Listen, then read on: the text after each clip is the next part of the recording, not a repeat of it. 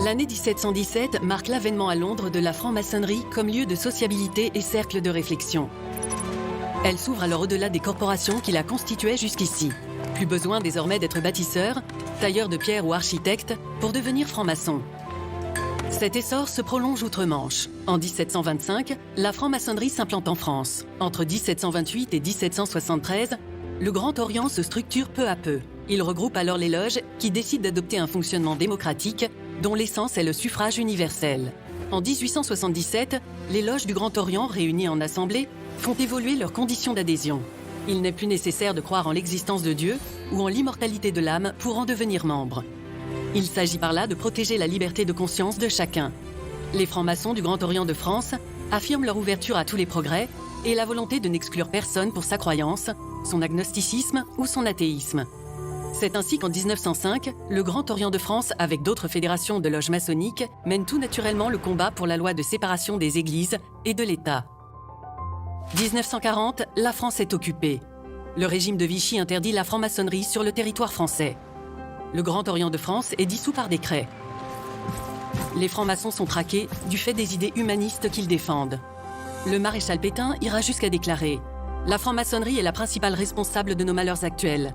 C'est elle qui a appris aux Français le mensonge, et c'est le mensonge qui nous a menés où nous sommes. La franc-maçonnerie paie un lourd tribut à la guerre. Alors que l'Obédience comptait 30 000 membres avant 1939, ils ne sont plus que 7 000 à la Libération. Profondément affectée, l'institution entame une lente reconstruction.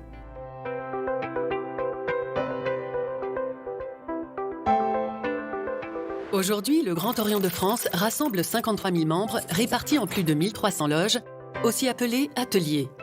Son statut, comme celui des loges, est régi par la loi de 1901. Les membres du Grand Orient se retrouvent dans plus de 170 temples, dans l'Hexagone ou en dehors.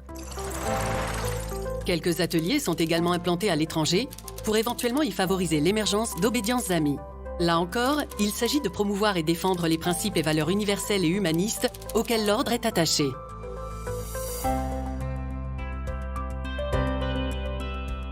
L'obédience et la vie en loge se construisent autour du triptyque républicain liberté, égalité, fraternité. L'article 1er de la Constitution du Grand Orient de France rappelle que la devise de la République est aussi celle de la franc-maçonnerie et que l'institution attache une importance fondamentale à la laïcité.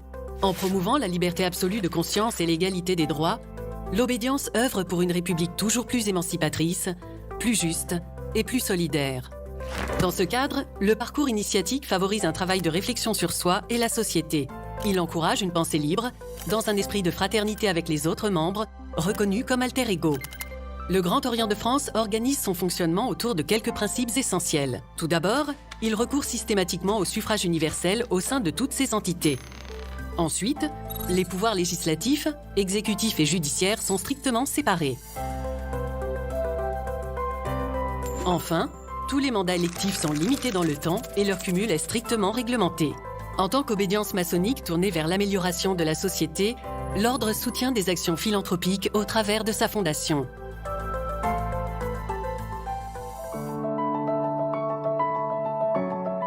L'engagement des francs-maçons est aussi bien individuel que collectif. Chacun apporte sa pierre à l'édifice. Les expériences personnelles et professionnelles de tous permettent d'alimenter les débats en loge, lesquels nourrissent à leur tour la réflexion des participants. L'institution se montre ainsi indifférente aux origines, au genre, à l'orientation sexuelle, au niveau d'études et aux options philosophiques et spirituelles de ses membres, dès lors que ces derniers ne propagent pas des propos discriminatoires, haineux ou violents à l'égard d'autrui.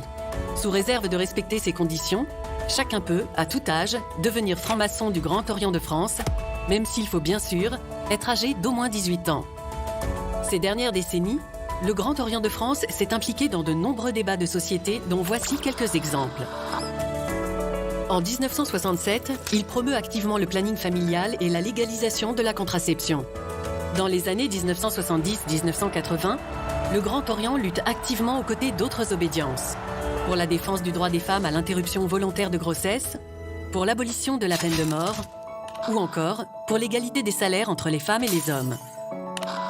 En 2001, les francs-maçons sont étroitement associés aux travaux préparatoires de la loi sur la bioéthique, votée en 2004. La longue chaîne d'initiés ordinaires et anonymes est aussi marquée de contributeurs célèbres. Ils ont tous porté les idées humanistes forgées au sein des loges du Grand Orient de France. Rouget de Lille est l'auteur de la Marseillaise. Lafayette contribue aux deux révolutions, américaine et française. Et Victor Schœlcher agit en faveur de l'abolition définitive de l'esclavage. Abdelkader lutte contre le colonialisme. Fort!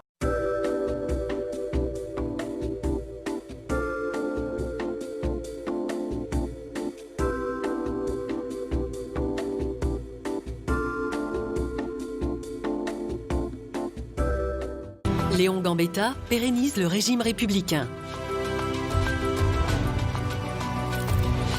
Jean Massé fonde la Ligue de l'enseignement. Jules Ferry se bat pour l'obligation scolaire, la gratuité et la laïcité de l'enseignement.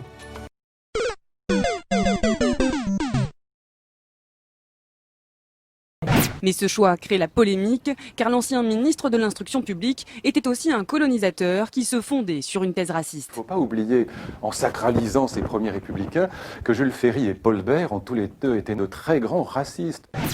Auguste Bartholdi inaugure la Statue de la Liberté qu'il a imaginée. Émile Combes œuvre à la promotion de la laïcité. Arthur Groussier institue le Code du travail.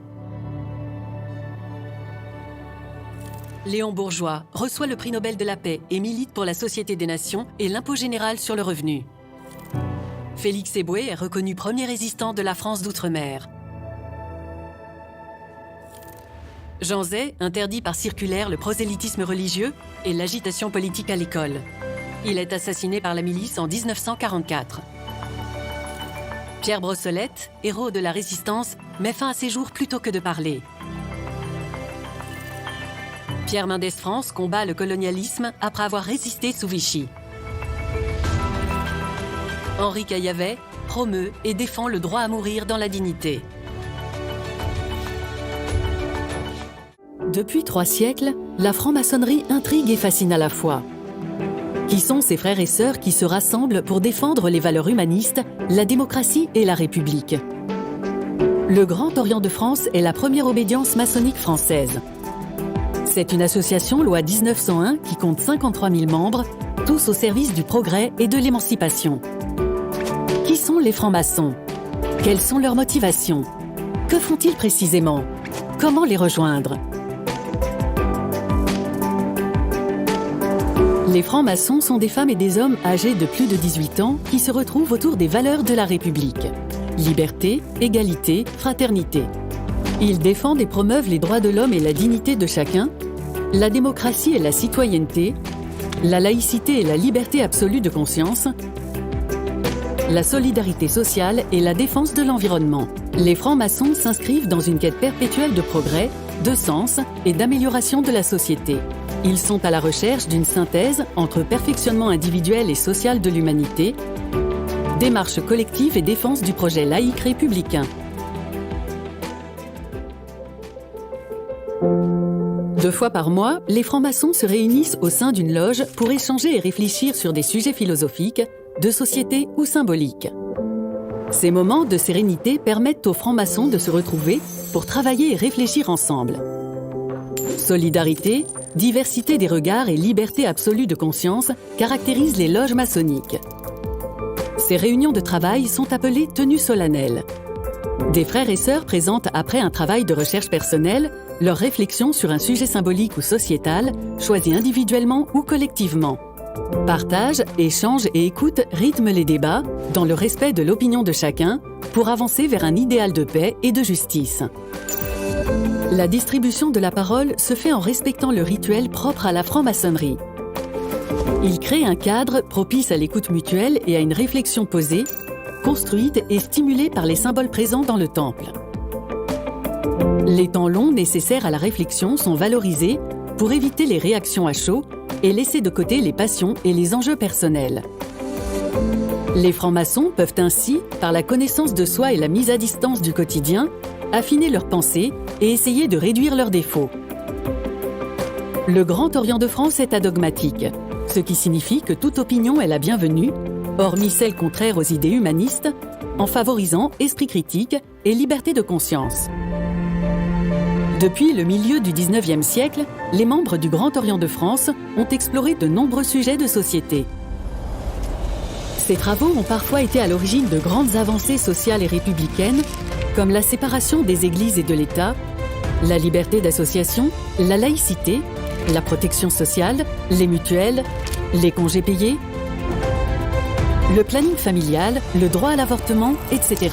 Récemment, le Grand Orient de France a soutenu le mariage pour tous et poursuit son combat pour la dignité en fin de vie.